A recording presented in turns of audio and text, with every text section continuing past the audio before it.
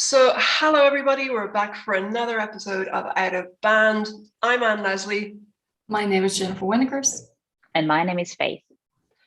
And today we have another amazing guest. We are joined by Magda Chelly, who is in Singapore.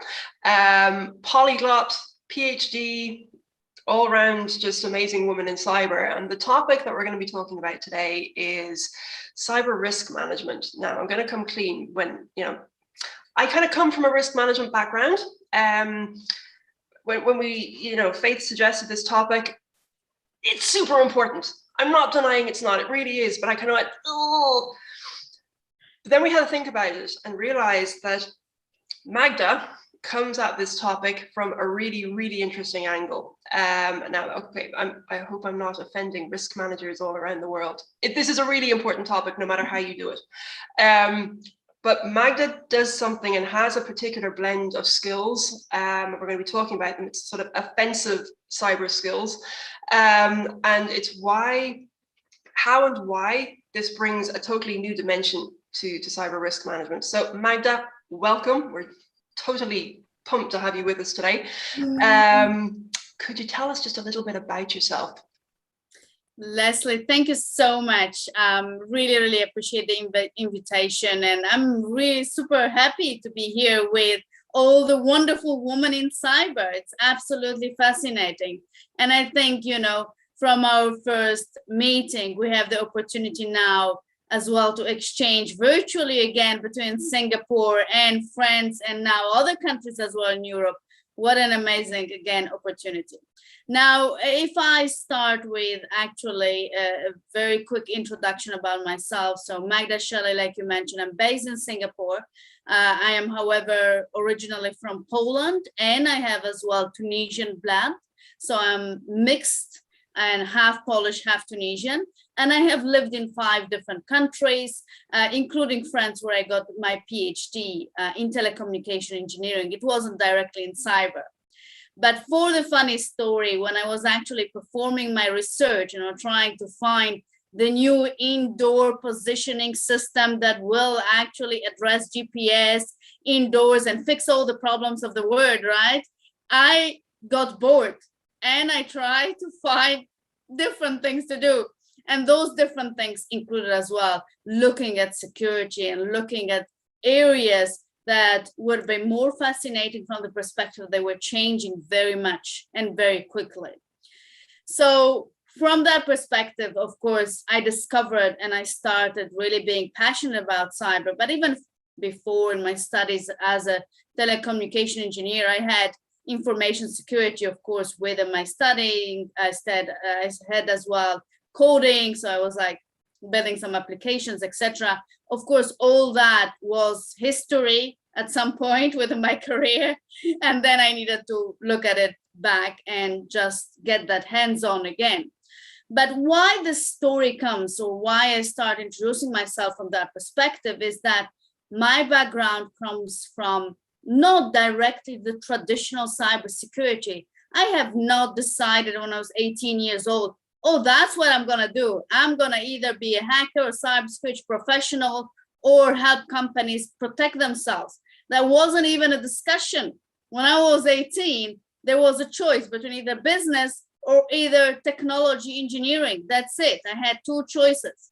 And my parents decided, and this is, the reality for me, that I was way too good in physics and math. So I needed to be an engineer. And that's what happened. So, but again, because I really like business, I always had a blend between engineering and business. And I will stop here the introduction so we can go further into the topic of today, which is cyber risk management. Yeah, so just, going into the topic, what exactly is cyber risk management and how do you approach it? Because most people will be like, cyber risk management, compliance, GRC, so, yeah. So what is it? Yeah.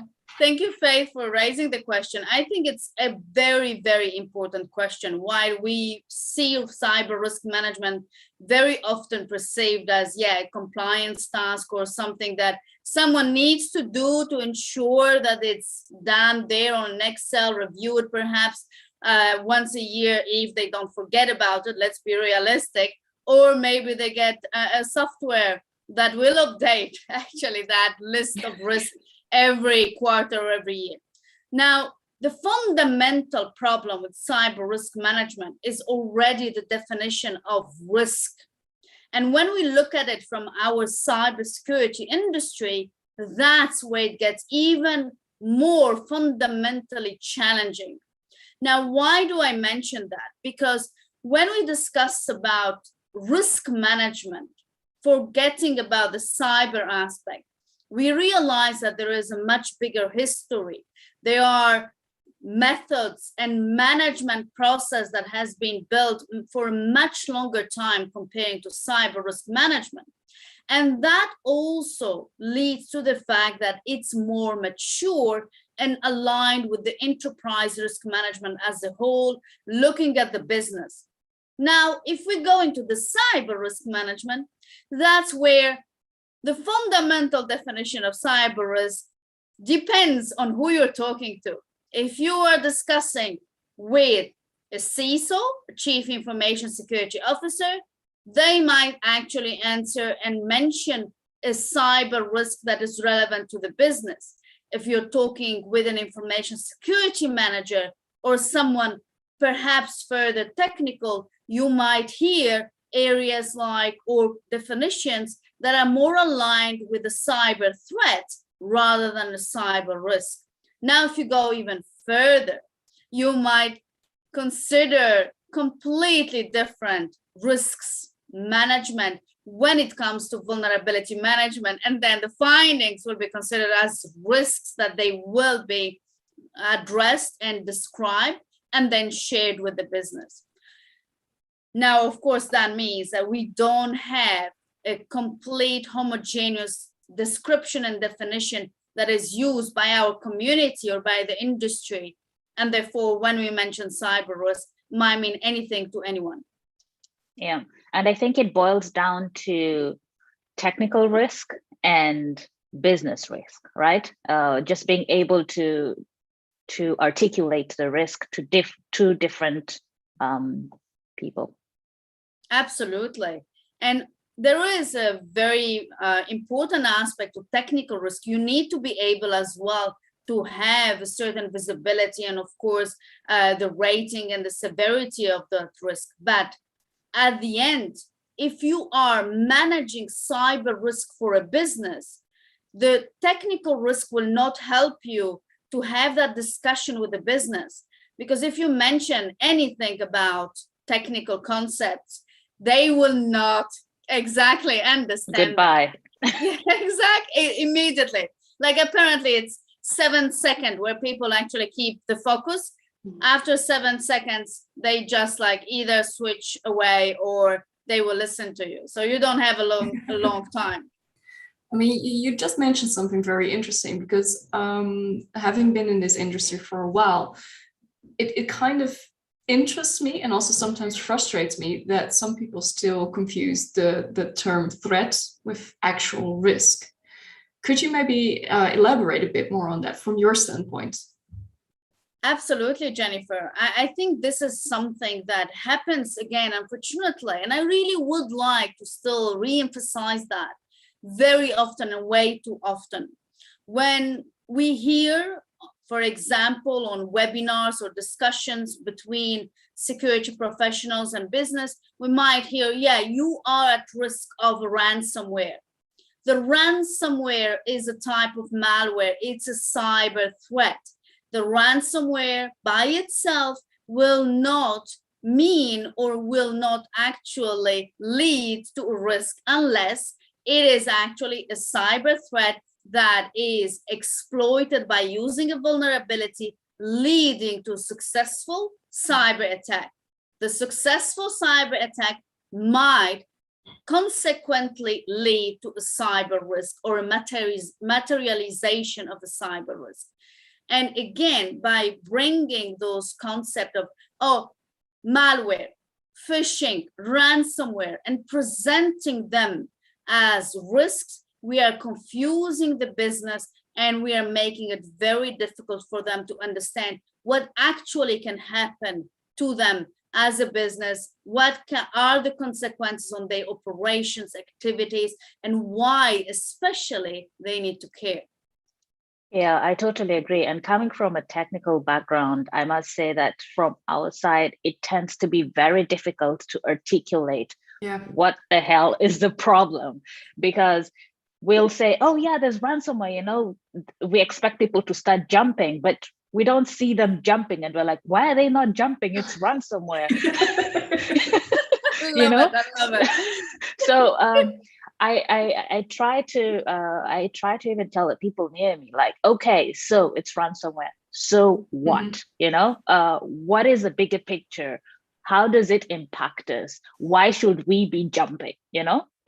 Tell it to me in words, or tell it to someone who does not understand the technical jargon, what exactly the risk is, why is it important to them. I think that's something that we as people in the industry need to really remember when articulating these problems. Yeah, that's actually, it's an anecdote on that, right? So I had a conversation with somebody last week because the cyber topic, I think it's worldwide, but particularly in Europe right now, it's kind of getting swallowed a little bit into a wider topic of operational resiliency. And what the person I was talking to said to me was, my team is really struggling right now to move from the technical lens of what they've always done to communicating in a language, exactly what you were saying, Faith, right? Communicating in a language of this thing that we know is really important, the impact. And it's really actually difficult, I think, because of the way we work and organizations are structured. Identifying the impact, you can only do that if you can see how systems are intertwined and how they support business workflows. And there are very few organizations that I've come across that have a good mapping of what their actual business workflows and we're able to prioritize them by criticality. Because you can't start talking about impact until you kind of know what will make your business collapse, right? Because you could have ransomware on a system, but it could turn out to be inconvenient as opposed to catastrophic. But and ransomware is just malware at the end of the day, So, but I mean, that translation also usually gets lost because of the position that security usually has within an organization. It is a function that is usually just there either to comply with legislation, for example, or just to tick off several boxes, or because, for example, stakeholders have demanded that specific function within an organization. Whereas if you have security really as a joint effort within an organization, then it actually helps with understanding that risk, understanding the threats, and also helping to translate that to actual business language. Yeah, and Jennifer, I think you touched a topic that is not only critical, but it's actually a challenge worldwide. When we look at, for example, Asia specifically, we have only 10% of companies having a chief information security officer. 10%. That's low. That is extremely low. And I have been working with companies in this part of the world where they still absolutely believe that the IT is in charge of cybersecurity. They lack completely the visibility and understanding that cyber is a different domain that requires different skills. So there is a different kind of challenge in general. I'm repeating myself, but I would say the maturity across the regions is not the same. And therefore, the way of how we address cyber risk within those organizations will vary as well. Now, that immediately means that the reporting of the cybersecurity will be as well different, even if they have someone in charge of cybersecurity. Yep. And that, if the person is not reporting to the right decision maker, might actually lead to more challenges in the implementation and identification of cyber risk management. So, yeah, there is many aspects that require that maturity that we see with the traditional enterprise risk management. that we should all continue, raising awareness about, because again, starting from the fundamental definition that I actually really like how we address from different perspectives. And then from the fact that if you don't have the right organization and the right stakeholders involved, you are actually not addressing business risk that might actually happen due to technology, or basically what we can call otherwise cyber risk. And just to add as well on what Anne, you mentioned, the part of the impact, when we talk about cyber risk, there is a fundamental need to understand the business.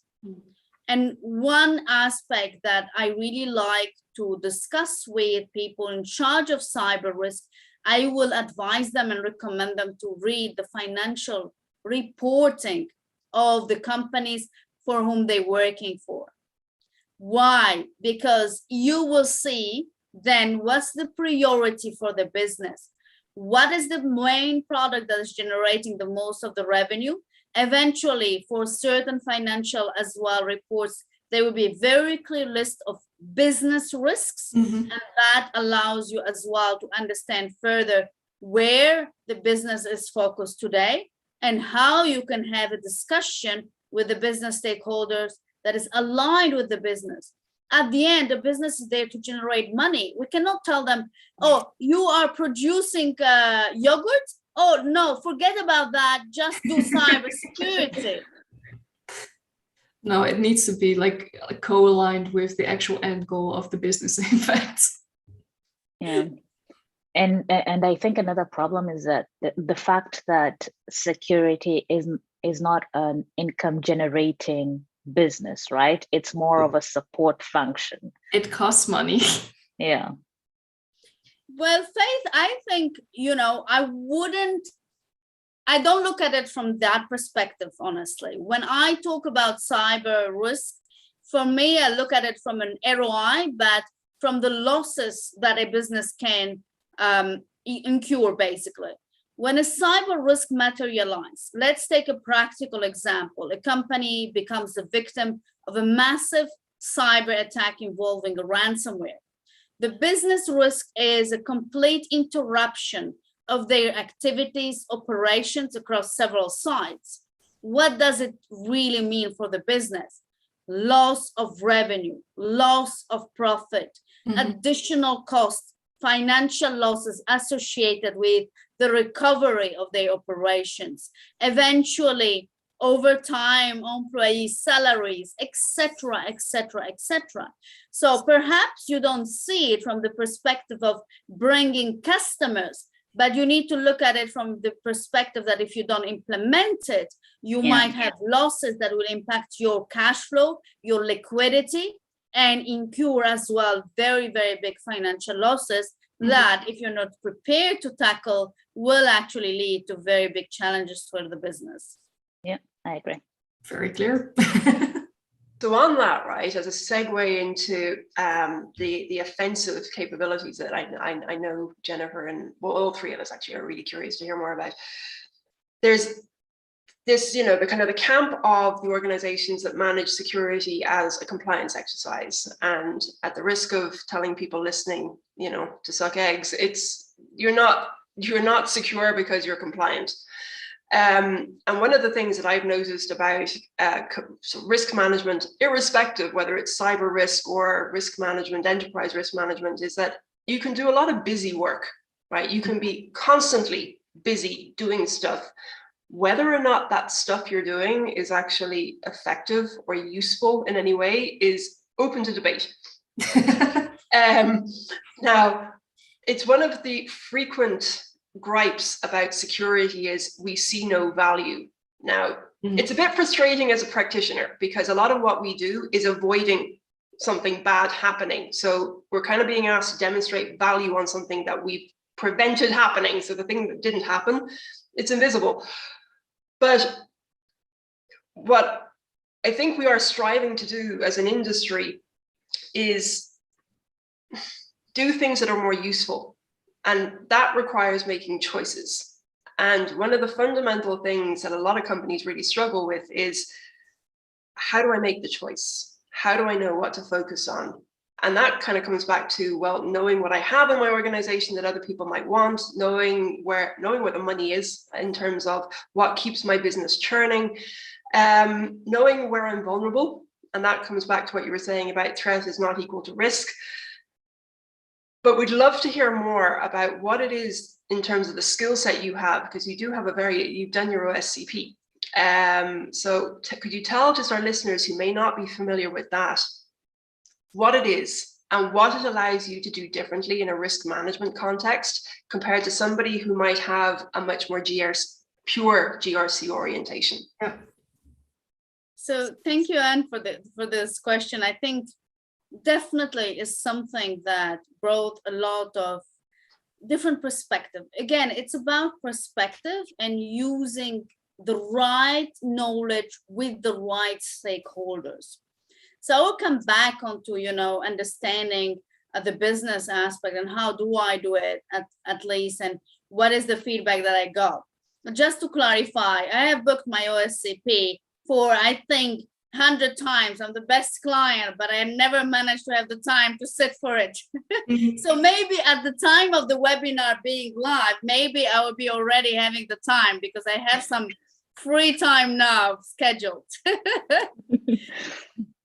But coming back to, what you mentioned around clearly defining the value for someone who is within the business and ensuring that they understand the consequences is very important.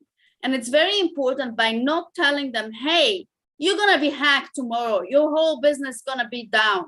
That doesn't work. It's not even realistic.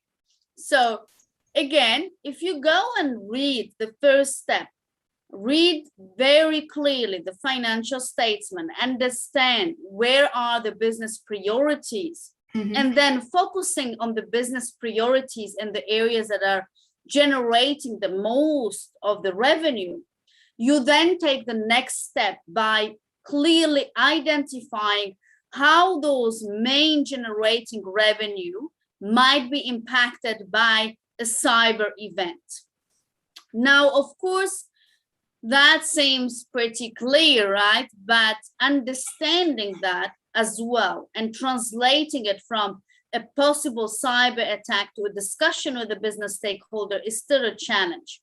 Why? Because we might be talking about a product like, I like this example, manufacturing yogurts, right? So if that's the main product of your company and you're trying to build cybersecurity capabilities, how are you gonna tell them that, look, if you don't do this, you might lose money? You need to really investigate the potential, not only attack surface, but as well entry point that might go beyond the traditional IT surface or enterprise traditional exposures. So that leads me to what you mentioned as well, Anne, is like to understand not only your weaknesses and vulnerabilities, but also to very clearly identify that you might not be able to have a clear grasp of all of them. And often companies come and say, yeah, but we have done a penetration testing on this particular web application that is a critical asset for us, and we are all good. And I ask a simple question: who is providing that application? Oh, we have outsourced it to a vendor. What about your vendor management? Oh, good. Yeah, nothing. How do you manage to ensure that compiled code is actually not bringing any vulnerability, or that you just don't have a backdoor in there that allows the cyber criminal to get in? That's not going to be detected by a penetration testing. That is only being able to be detected if you perform a code source analysis or review, which is very rarely done. So there are a lot of ways that you can actually come and link that particular business scenario, product, service. However, it does require putting yourself in the business shoes. They are not there to be the most secure business. They Yeah. are there to ensure the activities of the business continue and the best way at the lowest cost possible, so they can generate profit. Yeah. And if you're able to show that, you will able to have the right conversation. And you actually touch upon a very interesting part because, for example, there was a report released by ENISA, the European Cybersecurity Agency, earlier this year, which actually stated that in 2020, supply chain attacks actually increased significantly and were also way more advanced than in all previous years. So focusing on also that external aspect and not just your internal risk management, I think that is extremely important to just highlight here. Jennifer, there is also some particular scenario that I really like to bring and make people think, you know, when they listen to this webinar. When you have a mobile application, for example, so you ensure that you have all the security, you say, no, we have a penetration testing, we have everything already in place to ensure that it's not going to be compromised. And I'm like, okay, and who's going to publish it on your Android like store or on Google Play? Oh, your developer in that particular, do they have two-factor authentication on that account? Oh no, okay, great. And what happens if they get compromised? And then there's no answer. Yeah. So the extent of the way of how an advanced cyber attack could happen, it's not by getting through the main door, it's finding the weaknesses of the company.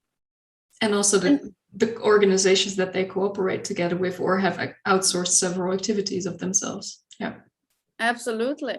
So Faith, go on. I know you have questions on this, right? Yeah. The hunter that you are, right? So, I mean. Yeah, so I guess my question would be this. Since I'm a hunter, right? You've given good advice that I need to go and read the, the financial reporting and see what the business considers important. However, from assessing that will be done. Don't worry. But from assessing the current landscape, right? We tend to be in our own little bubbles. As an example, if let's say you see that your business keeps getting attacked by some form of attack. Let's say I want to change. Let's say the attack vector is that we just have overly permissive applications running on our local computers, and I would like to change that. Right? How can I go to the stakeholder and explain that to them? How would you say that?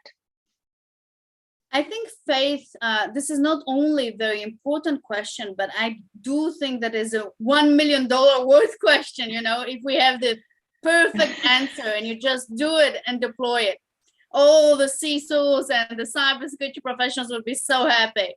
Yeah. How do I do it? Yeah, when I go to a company, which actually where I find out that the culture is not ensuring cybersecurity at all kind of processes and not within all departments. First, for me, what is really important is I need to create that relationship with the person in charge of those people. So who is working with them and why actually there wasn't anything implemented. So understand that person, understand what would be the major challenge if we implement certain restrictions. Because again, if we're talking especially around developers, they need to use certain tools, so they feel frustrated if they are unable to download or use certain tools because they need an IT admin approval. So understanding what are the main priorities of the key employees in that particular department is really important. You cannot just go and say, okay, I'm gonna Stop stop, done. You know, I don't care if you need to download anything. That's my decision. I'm in cybersecurity. No, that doesn't work. However, if you actually try to discuss and understand more, you might be able to produce a plan that will address it not only from a slow perspective, but you include change management and awareness that is specific to that particular domain. If you're talking to developers, you might include secure coding, awareness sessions and training, so they understand why it is important, how it happens. You show them certain things. You make sure that actually you help their work. You as well provide them the right tools so they can fix their codes before penetration testing, so their code look very good. And then they feel proud about it.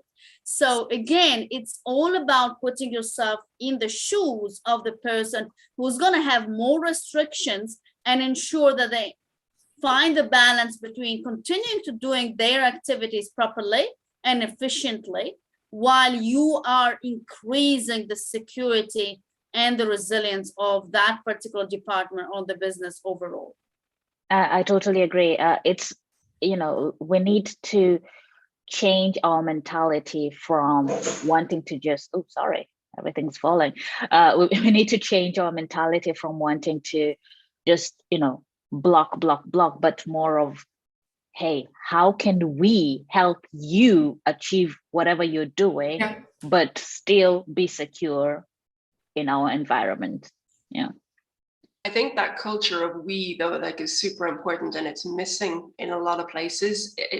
Very often what I've seen, and particularly when I've been like assessing organizations, is that you have us versus them, right? And you'll have sort of the security team zealous about trying to protect and then complaining about the infrastructure people who, in the eyes of the security people, they just don't care. It's not, I don't think it's not that they don't care, it's that they're measured on different things.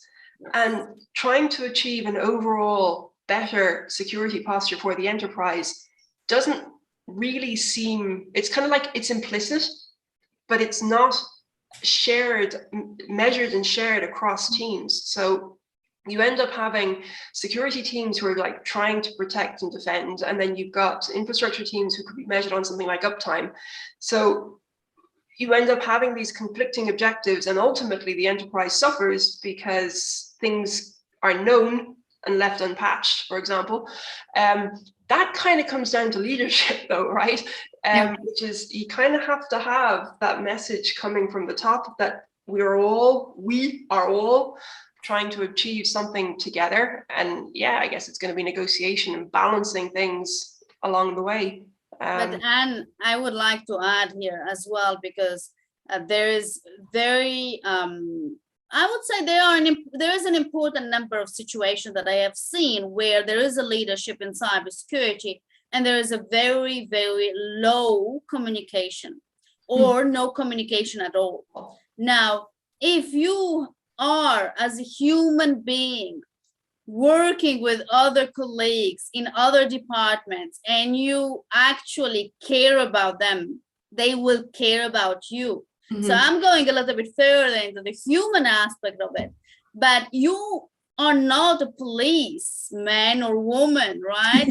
Amen to that. Sometimes feels like it though. Yeah. Exactly. So I think that the fact to ensure that the leadership includes communication, includes really that more empathetic as well, you know, consideration rather than blaming, for example, for certain things, also trusting certain people. I've been as well seeing situations where employees have been blamed about clicking on links. I mean, seriously, nowadays with the advanced phishing attacks, I mean, anyone could click on a link. So we cannot, as a cybersecurity industry, we cannot assume first that everyone else will understand why it's important. Second, that when we say it needs to be done, that they will be doing it if we don't communicate with them and we don't trust them.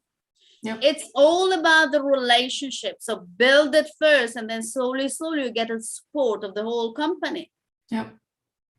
Also looking at the time a little bit, I actually would like to address another topic if and Faith are also okay with that.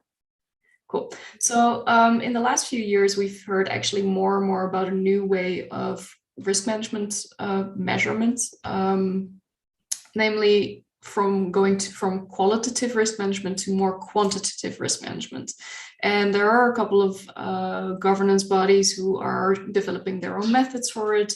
But yeah, I do see that most of my clients, at least, are not really focusing on it yet and still preferring the qualitative way of measuring things. How do you look at this, Magda? Jennifer, I love the question. It's actually one of my passions to ensure that cyber risk is actually quantified. And I have been working in the field for some time now. And I would like to say it very clearly like that. Traditionally, qualitative methods have been used. You define cyber risk, high, low, medium, green, yellow, whatever color you want. Those are all subjective. Mm-hmm. I might feel that this risk is critical and I will put it red. What does it really mean? Yeah. If it's unrelated to the business, yeah. Or if it feels to me, because I'm in cybersecurity, so all the, risk feel you should protect for all of them. Mm-hmm. So I think the quantitative approach and ensuring that you very clearly calculate eventual potential financial losses following a cyber attack is the best way that allows you to take an informed decision and an objective decision, not a subjective decision based on your risk profile or your emotions, experience, whatever. Or a political agenda. That could also be the case. Of course, absolutely. Completely subjective, yeah. Yeah.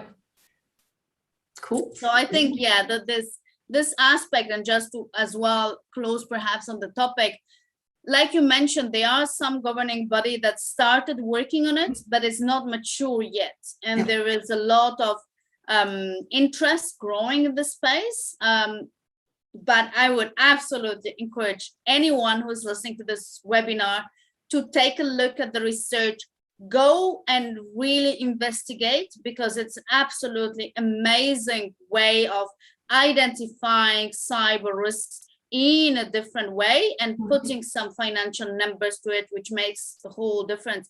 And for cybersecurity professionals, that brings us from just showing colors and doing some, painting, to actually going into business talks and saying, if you don't invest this amount into cybersecurity, that's what you can lose. And that is, again, a very different conversation that any of the cybersecurity professionals might have. Yeah, it makes it way more transparent and also way more tangible for the board actually to understand what is actually at risk. Absolutely. Yeah. So as a way of maybe kind of tying all this together, one of the things that seems to characterize your approach to your work and the domain of cyber and risk management is that you kind of shift the lines and the boundaries a bit, right? And I know you've also done this in writing a book, and we've had some guests previously. I always say it, full of admiration for people who write books. It's an amazing achievement. Tell us a little bit about this book that you've written and what inspired you to do it.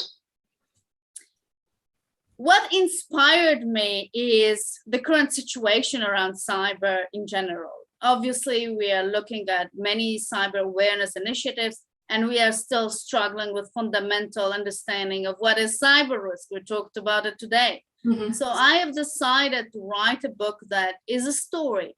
It's a fiction.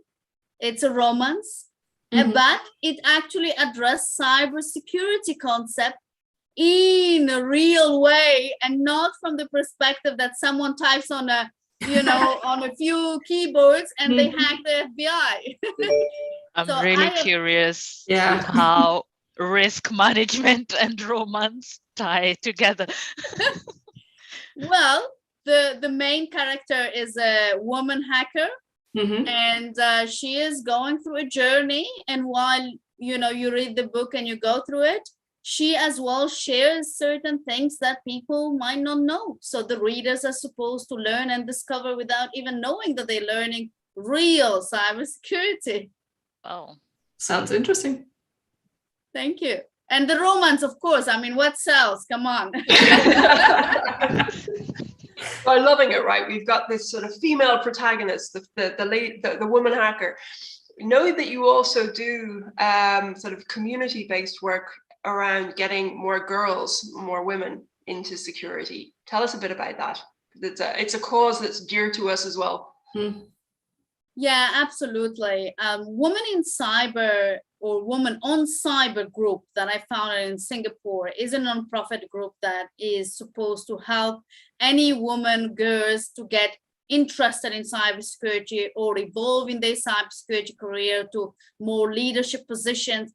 And that actually is very much as well why I realized that a book like the one that I just shared with you might be good, because apparently women or girls tend to leave that science interest when they are 15. So you need to get to that crowd and ensure that the teenager girl will be interested and will see role models in cybersecurity that will make them dream and passionate about, the life and what they can achieve. And that needs to happen from initiatives, activities, different kind of channels as well, where they go, what they do. So we need to go into the mainstream as well. So we're doing all kind of things, like we run various activities from webinars, awards, but as well to catch the flag competitions or hackathons.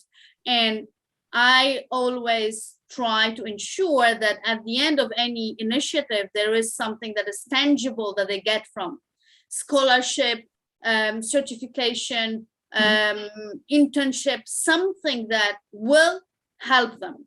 And I'm extremely happy to say that the latest third edition of 2021 CTF for Girls in Singapore was phenomenally young. So our winner is a 15 years girl, a Singaporean 15 years old girl. Fantastic, fabulous talent. I'm very proud and very happy to see such an interest. I mean, this sounds fantastic. If someone out there hears this right now and is actually interested in participating, what would they need to do? How would they join that association that you started? Well, first of all, just to Google Women on Cyber Singapore is a good start. And then, of course, there's a website, Women on Cyber, with the contact details.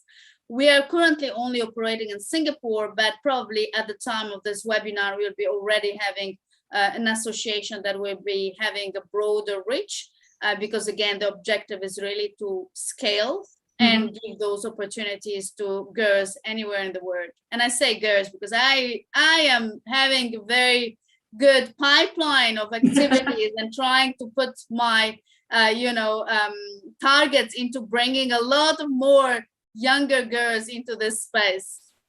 So what's your target age group that you operate with? I don't have any, target group. If you are 13 and you want to start understanding what is hacking, up to we have even 50 and 60 that as well participated.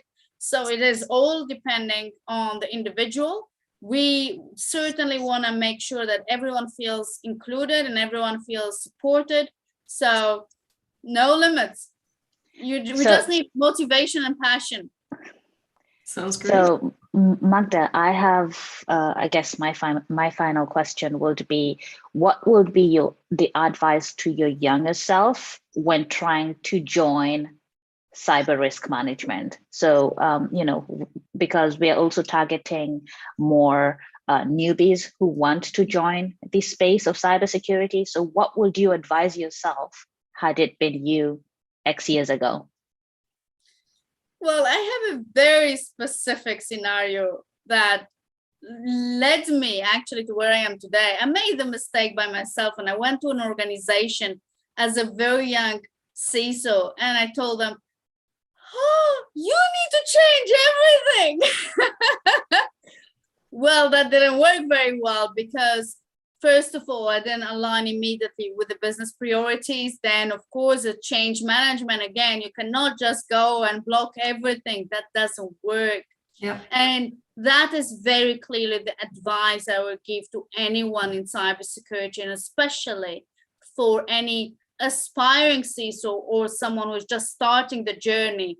Do not try to address everything at the same time. Have a roadmap and a plan, and ensure, especially and critically, communication and change management. They need both to go in parallel. If not, you might burn yourself.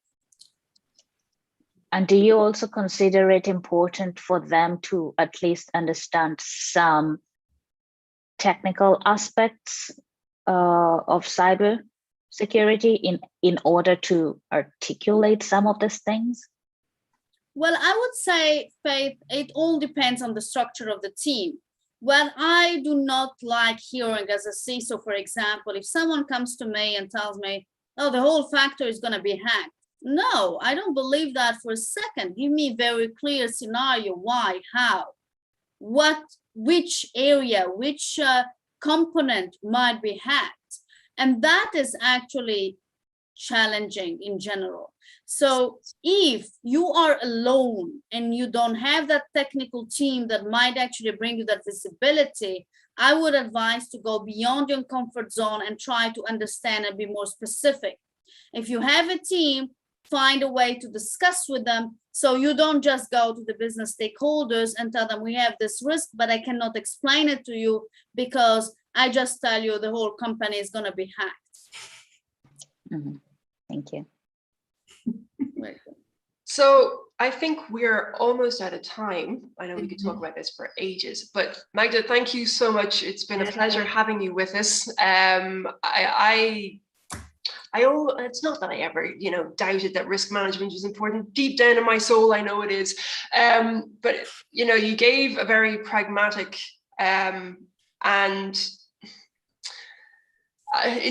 for want of a better word, inspiring approach to it, right? In the terms of saying that there is a better way. It's a way of rallying teams together, bringing people together, building relationships.